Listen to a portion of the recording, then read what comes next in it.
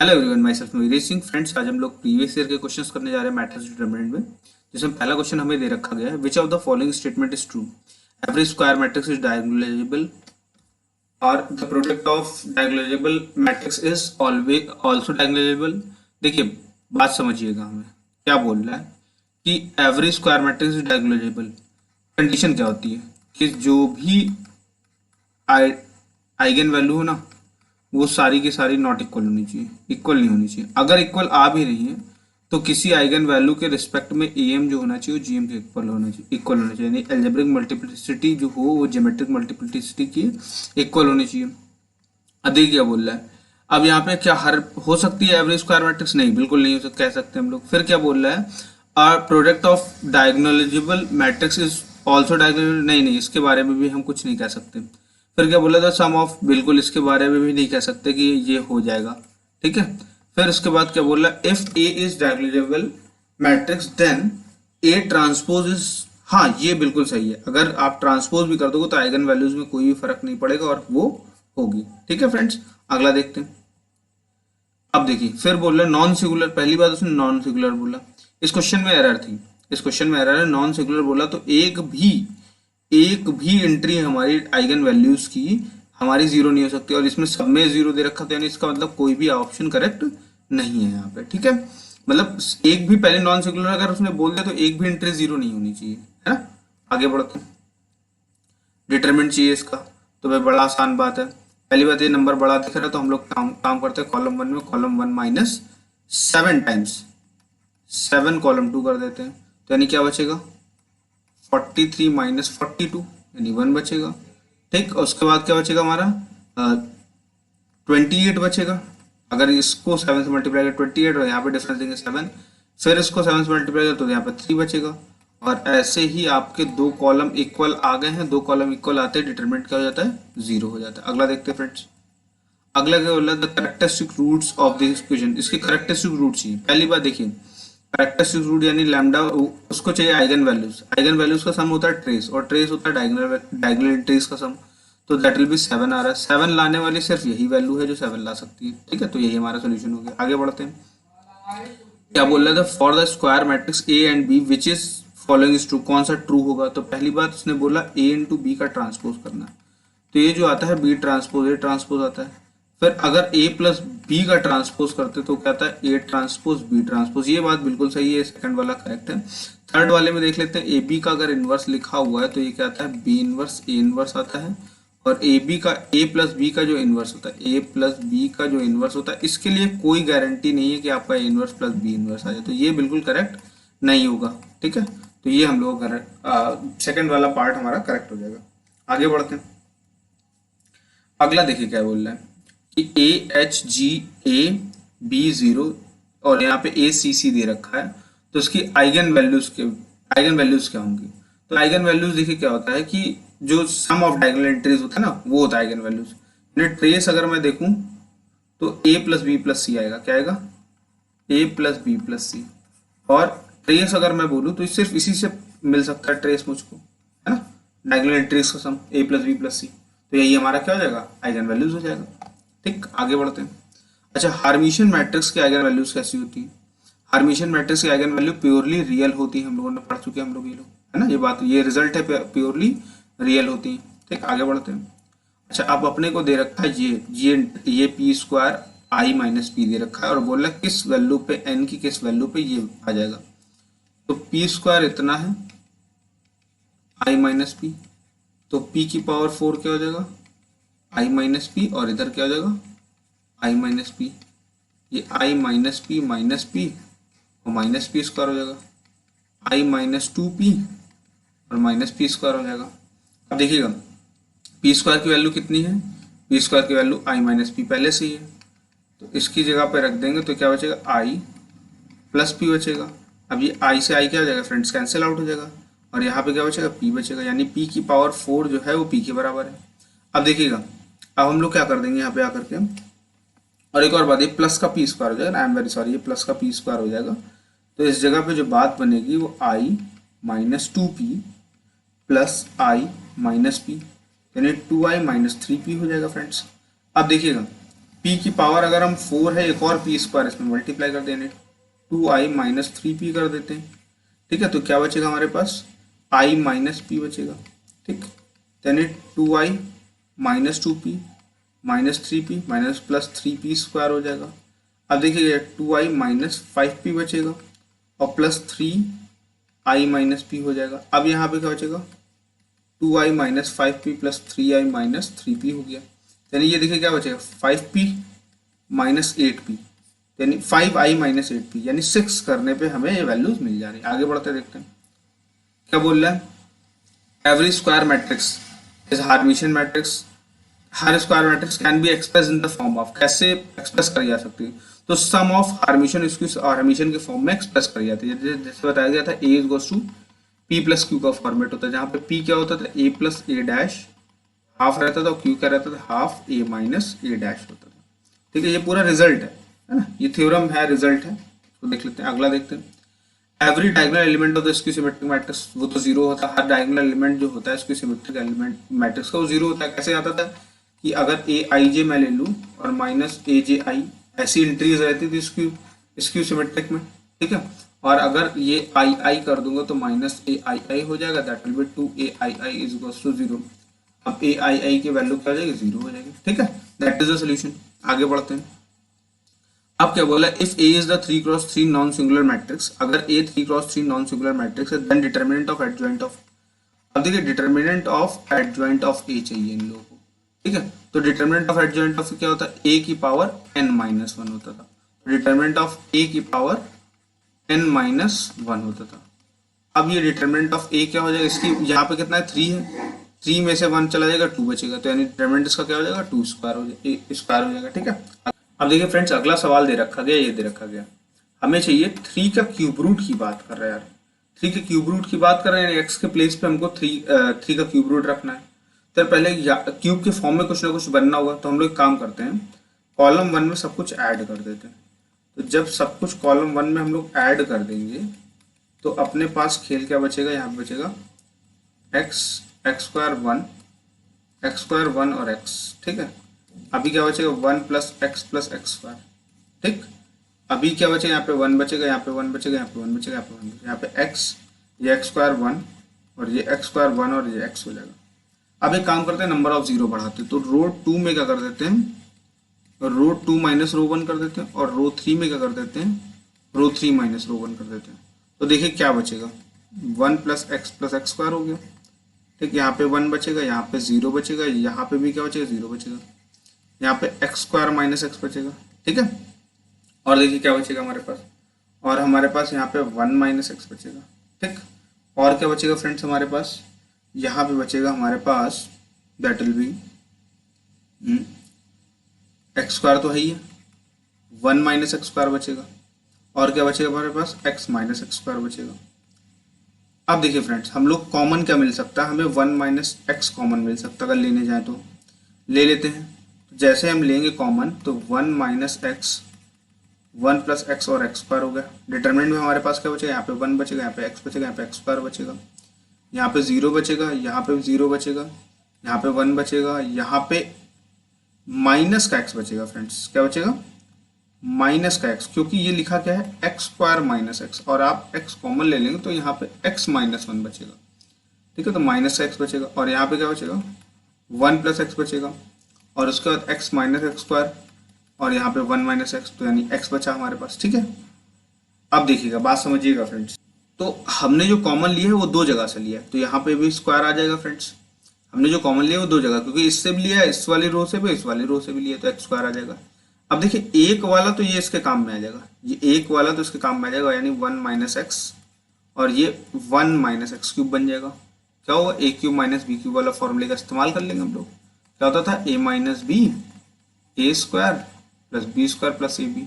अब एक बचा हुआ है, तो अगर हम एक्सपैंड कर दें, एक्सपैंड करने के लिए हमें सिर्फ एक ही एलिमेंट चाहिए होगा, इसी के अलॉन्ग हो पाएगा।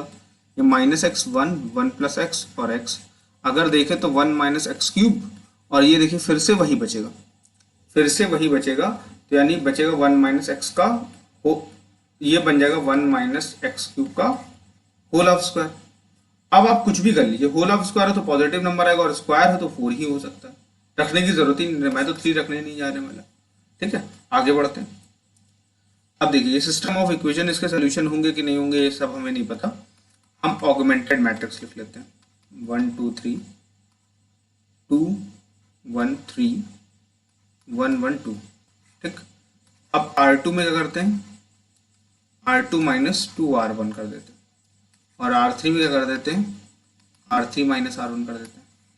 जैसे करेंगे तो क्या पता मिलेगा हमें, 1 2 3, यहाँ पे 1, यहाँ पे 0 बचेगा, या 2 से किया तो यहाँ पे 0 बचेगा, या 2 2 4, यहाँ पे -3 बचेगा, और 2 3 6, 3 में से -6 किया तो -3 बचेगा हमारे पास।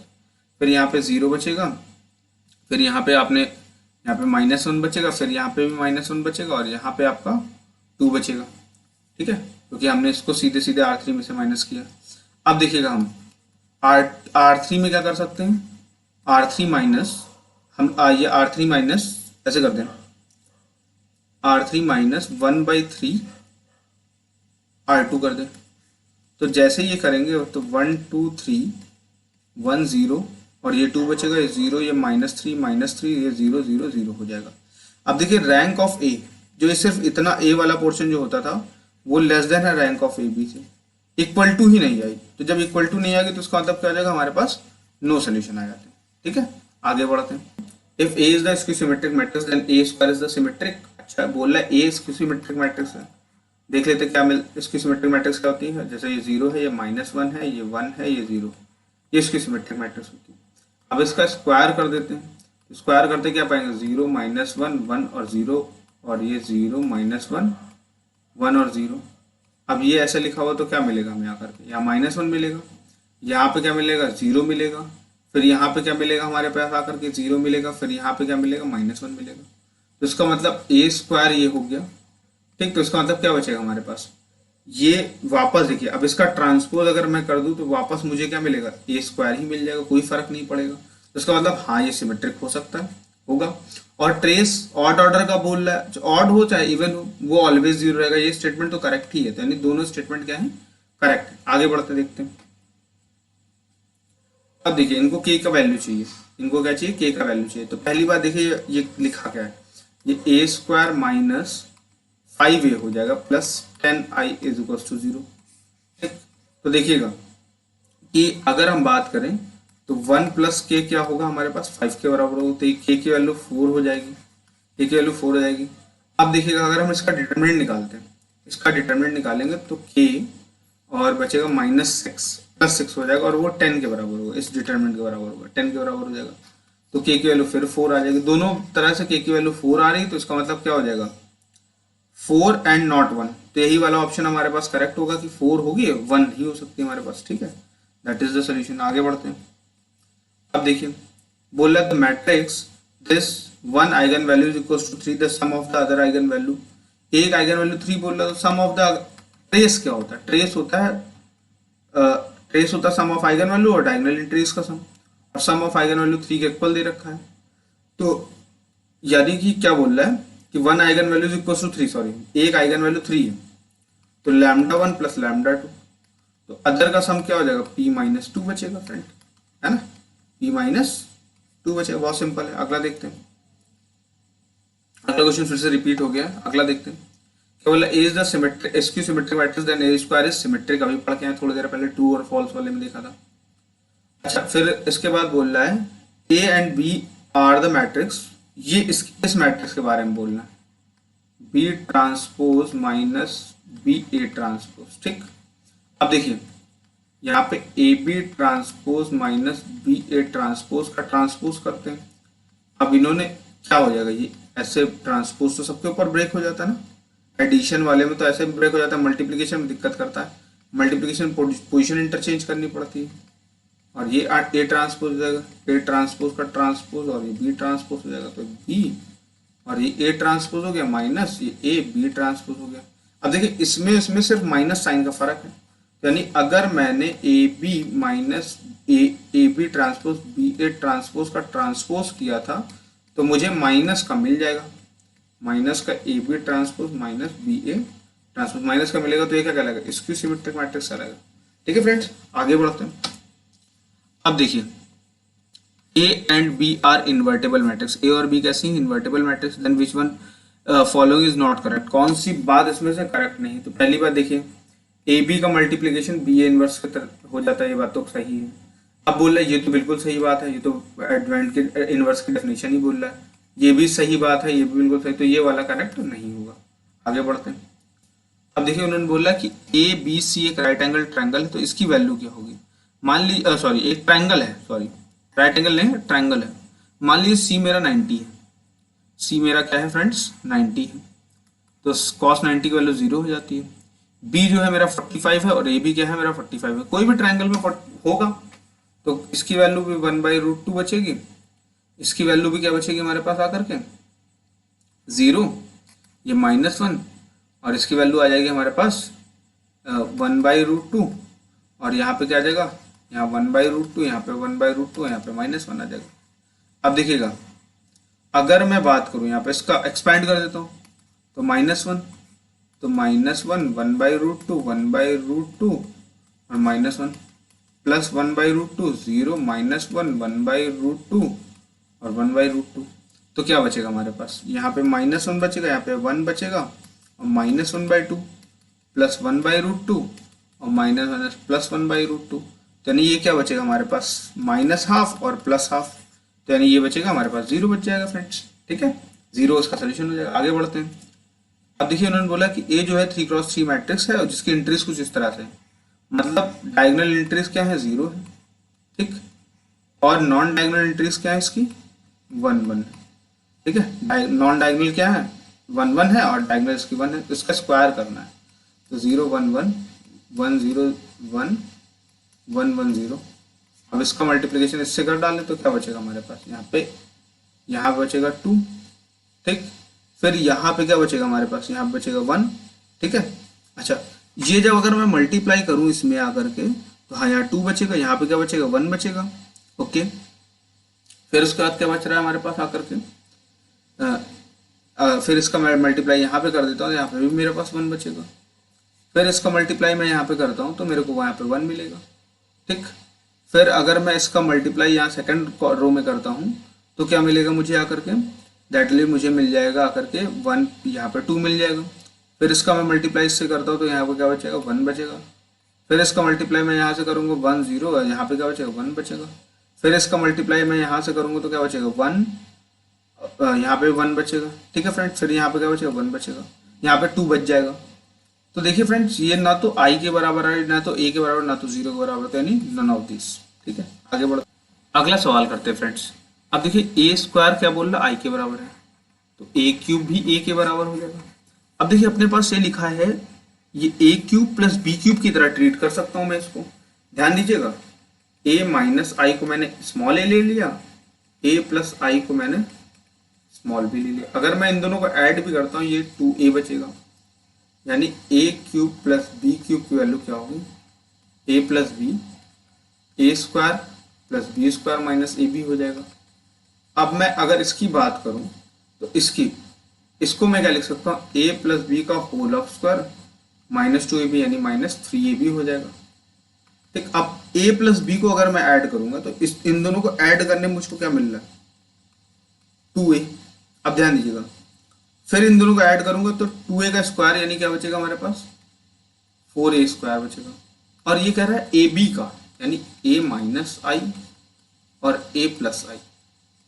ध्यान दीजिएगा, अगर मैं इसको मल्टीप्लाई करूँ, देखिए आप मल्टीप्लाई करिएगा हर बार, ऐसा नहीं कि a माइनस बी आपका लिखा है और यहाँ पे आपका a माइनस बी ऐसे लिखा, a प्लस बी लिखा हुआ, आप a square minus B square कर दें, इसकी गारंटी नहीं है हर बार। ठीक है, अभी यहाँ पे लेकिन यहाँ पे गारंटी आ जाए क्योंकि आइडेंटिटी मैट्रिक्स है, ए स्क्वायर माइनस आई स्क्वायर आ जाएगा दोनों का प्रोडक्ट, और ए स्क्वायर पहले से आई के बराबर है तो आई माइनस आई, ये वैल्यू तो 0 आ गई, यानी क्या बचेगा 8a क्यूब, a क्यूब पहले से क्या है a के बराबर 8a बचेगा, और 8a में से क्या हो जाएगा 7a माइनस हो जाएगा, तो क्या बचेगा a बचेगा। दैट इज द सोल्यूशन, ये क्या आ जाएगा सोल्यूशन हो जाएगा हमारा। बात क्लियर है, आगे बढ़ते हैं। The dimension of vector space 3x3 element, देखिए उसने बोला the dimension of vector space of 3x3 real matrix. तो देखिए यहाँ पे एंट्रीज होती है a b c e f g i j k। आपके पास जहां जहां रखने की नंबर रखने की फ्रीडम हो ना, वही हो जाती है हमारी। जैसे मान लिया मैंने सिमेट्रिक मैट्रिक्स ले ली, तो आप A B C E F G, लेकिन यहाँ पे जो रखोगे वो ई एफ जी आप रखोगे, क्योंकि मतलब जो एंट्रीज यहाँ पे वही एंट्रीज यहाँ पे, यानी आप जो एंट्रीज यहाँ पे डालोगे वही एंट्री मजबूरी में आपको डालनी पड़ेगी। तो आपके पास 6 प्लेसेस हैं जिन पे आपको आज़ादी मिल रही है। लेकिन अगर 3x3 मैट्रिक्स से आपको बिंदास जो मन करे वो रखिए, 3 यहाँ पे 3 यहाँ पे 3 यहाँ पे, टोटल कितने हो गए 9 हो गए, तो 9 आपकी एंट्रीज हो जाएंगी। ठीक है, और इसकी सिमेट्रिक होती, तो इसकी सिमेट्रिक में आपको क्या होता है, यहाँ पे आपको 0 0 तो रखने ही रखने, और ई एफ जी जो आप रखेंगे वहीं यहाँ पे निगेटिव आपको रखने, वहीं आपको क्या रखने यहाँ पे निगेटिव में रखने, क्योंकि यहाँ पे सिर्फ आपको सिर्फ 3 की आज़ादी होती। बात समझ रहे, यहाँ पे 6 की तो है ही है, लेकिन यहाँ पे इसकी सिमेट्रिक में 3 की आज़ादी होती है। तो 3x3 में सारी कितनी हो जाएंगी, 9 की आज़ादी हो जाएगी। ठीक है, आगे बढ़ते हैं। अब देखिए, the complex U is the complex Hermitian matrix which is unitary when the distinct eigen values की आइगन वैल्यूज क्या होंगे। पहली बात, हार्मिशियन मैट्रिक्स की सारी आइगन वैल्यू रियल होती हैं और वो क्या होंगी, +-1 ही होंगी, वही पॉसिबल होंगी। ठीक है, आगे बढ़ते हैं। The rank of the matrix, matrix की रैंक चाहिए। रैंक क्या होती है, नंबर ऑफ नॉन जीरो रोज होती है। तो हम जीरोस बनाने की, इनको पहले इनको जीरो बनाने की कोशिश करते हैं। इनको बनाने में और कुछ जीरो हो गया तो देखा जाएगा, 2 से मल्टीप्लाई करके माइनस कर दिया, यानी R2 में क्या किया, R2 माइनस 2R1 कर दिया। ये 0 बचेगा, ये 0 बचेगा, यहाँ पे 1 बचेगा। अब यहाँ पे क्या हो जाएगा, 3, ये भी 0 बचेगा, यहाँ पे भी 0 बचेगा, और यहाँ पे कितना बचेगा, 1 बचेगा। अब क्या कर दूंगा, 1 2 3 0 0 1 0 0 0 हो जाएगा। यानी इसकी रैंक कितनी बची, 2 बची। इसकी रैंक कितनी हो जाएगी, 2 हो जाएगी। फ्रेंड्स आगे देखते हैं। अब देखिए फ्रेंड, अगला क्वेश्चन क्या दे रखा है कि कोई मैट्रिक्स P है, उसकी आइगन वैल्यू 1 -2 और 3 है। ठीक, हमें क्या चाहिए आकर के, उसका कैरेक्टरिस्टिक इक्वेशन बना लेना। तो क्या होता है देखिए, p³ minus sum of eigen values, यानी ट्रेस जिसे कहते थे, 1 -2 + 3, यानी क्या आ जाएगा हमारे पास आकर के यहाँ पे फ्रेंड्स, 2p² आ जाएगा। फिर माइनस के बाद प्लस आता है, प्लस λ1 λ2 λ2 λ3 λ3 λ1। ठीक है, तब इसको करेंगे तो क्या बचेगा, यहाँ पे देखिए, इसका मल्टीप्लिकेशन -2, इसका मल्टीप्लिकेशन -6, और ये प्लस का 3 बचेगा। यानी यहाँ पे क्या बच जाएगा, माइनस का 5p बच जाएगा। ठीक है फ्रेंड्स, फिर उसके बाद देखेंगे हम लोग आकर के कि और क्या बचेगा। फिर प्लस का क्या होता है, प्रोडक्ट ऑफ प्लस, माइनस के बाद प्लस, प्लस के बाद फिर माइनस आता है, सॉरी। ठीक है, माइनस आता है, क्योंकि यहाँ तो माइनस प्लस आया था, उसकी वजह से यहाँ पे देखिए ये क्या था, p² p³ माइनस 2p², और फिर ये प्लस था लेकिन आया क्या था, -5p ऐसे। फिर माइनस आएगा, product of eigen values, eigen values का प्रोडक्ट क्या हो जाता है फ्रेंड, डिटरमिनेंट जिसको बोलते थे, 1 -2 एंड ये हो जाएगा -6 हो जाएगा। तो यहाँ पे माइनस का 6 क्या बचेगा हम लोग आकर के, क्योंकि यहाँ पे माइनस आता तो माइनस प्लस हो जाएगा फ्रेंड, प्लस का 6i = 0। अब इन सारी एंट्रीज को, 6i को इधर पड़ा रहने, इन सारी एंट्रीज को इधर लेकर जाए, तो 5p, और ये बचेगा minus plus 2p² minus p³, और p इनवर्स से मल्टीप्लाई कर देते हैं, 1/6 5i + 2p, और ये p² बचेगा। तो देखते हैं यहाँ पे क्या बचेगा, यहाँ पे कौन सा वाला ऑप्शन करेक्ट हो जाएगा, पहला ही ऑप्शन हमारा यहाँ पे करेक्ट हो गया। ये फ्रेंड थोड़ा देखने वाला था। ठीक है, क्या था कि a³ minus trace of a² plus λ1 λ2 λ2 λ3 λ3 λ1 a, फिर माइनस डिटर्मिनेंट ऑफ a या फिर प्रोडक्ट ऑफ आइगन वैल्यूज = 0। ये हो गया था हमारा। ठीक है, ये था। आगे बढ़ते हैं फ्रेंड्स, क्या बोल रहा था, eigenvalue of real symmetric matrix are. Eigenvalue of real symmetric matrix की कैसी होती है, सिमेट्रिक मैट्रिक्स है तो उसकी पॉजिटिव निगेटिव के बारे में हम कुछ नहीं कह सकते, लेकिन हाँ रियल जरूर होंगी उसकी। ठीक है, आगे बढ़ते हैं।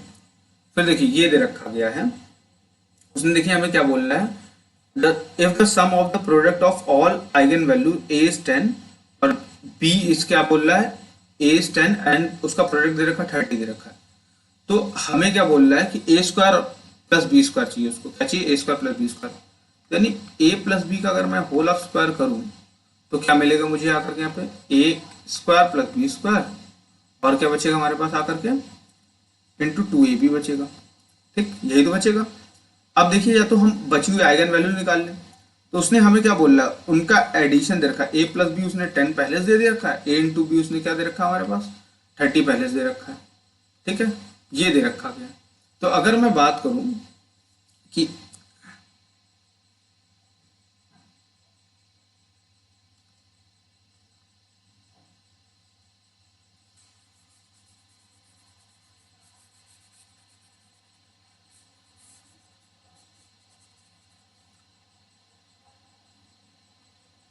अब देखिए, अगला सवाल दे रखा है ए बी और ये -1 4 7 0 0 3, ये एक मैट्रिक्स दे रखा है। बोल रहा है sum of the product of the eigen values, यानी कि sum of the product, sum of the eigen values यानी a प्लस बी प्लस 3, यानी ट्रेस जो है, ठीक है, वो हम लोगों को 10 दे रखा गया, यानी a प्लस बी की वैल्यू क्या आ जाएगी 7 आ जाएगी। ठीक, और फिर हमसे क्या कह रहा है कि the product of eigen value यानी a इंटू बी इंटू 3, क्योंकि देखिए ये डायगोनल मैट्रिक्स, ये कैसी अपर ट्रायंगुलर मैट्रिक्स, तो अपर ट्रायंगुलर मैट्रिक्स को जो डायगोनल एलिमेंट होते हैं ना वही आइगन वैल्यू बन जाते हैं। 30 हो गया, तो a इंटू बी की वैल्यू फ्रेंड्स कितनी हो जाएगी 10 हो जाएगी। तो a प्लस बी का अगर मैं होल ऑफ स्क्वायर करूँ तो a square plus B square plus 2ab हो जाएगा, और यहाँ पे क्या बचेगा, यहाँ पे 49 आ जाएगा इसका स्क्वायर, और a square plus B square ऐसे पड़ा रहेगा प्लस 20 होगा। अब ये a square plus B square की वैल्यू क्या बचेगा 29 बचेगी, इसकी वैल्यू कितनी बची फ्रेंड्स 29 हो गई। आगे बढ़ते हैं, अगला सवाल बोल रहा है कि लैम्डा की कैरेक्टरिस्टिक इक्वेशन है, तो a माइनस लैम्डा कैसे होगी, अगर कैरेक्टरिस्टिक रूट है, सॉरी, यानी इसकी आइगन वैल्यू लैम्डा है, तो इसकी आइगन वैल्यू जो ये इक्वेशन आएगी ना फ्रेंड्स, ये a माइनस लैम्डा आई होनी चाहिए थी। ठीक, इसकी आइगन वैल्यू क्या हो जाएगी 0 हो जाएगी, एक तो कम से कम एक आइगन वैल्यू 0 होगी, एक आइगन वैल्यू 0 होने का मतलब क्या होगा, सिंगुलर मैट्रिक्स हो गई। आगे बढ़ते हैं, क्या बोल रहा है the largest eigen value of the matrix, पहली बात अपर ट्रायंगुलर मैट्रिक्स है, उसकी सबसे बड़ी आइगन सारी जो डायगोनल एंट्रीज होगी वही आइगन वैल्यू होगी 2 5 4, यानी 5 ही इसकी क्या होगी लार्जेस्ट आइगन वैल्यू होगी। आगे बढ़, यहीं तक हम लोग करते हैं। ठीक है, नेक्स्ट वीडियो में और भी क्वेश्चंस कर लेंगे ताकि इंपॉर्टेंट क्वेश्चन आपकी अच्छे से तैयारी हो जाएगी। अगर आपको मेरा वीडियो अच्छा लगा तो अपने फ्रेंड्स को जरूर शेयर करें, मेरे चैनल को सब्सक्राइब करें। Thank you friends, thank you very much.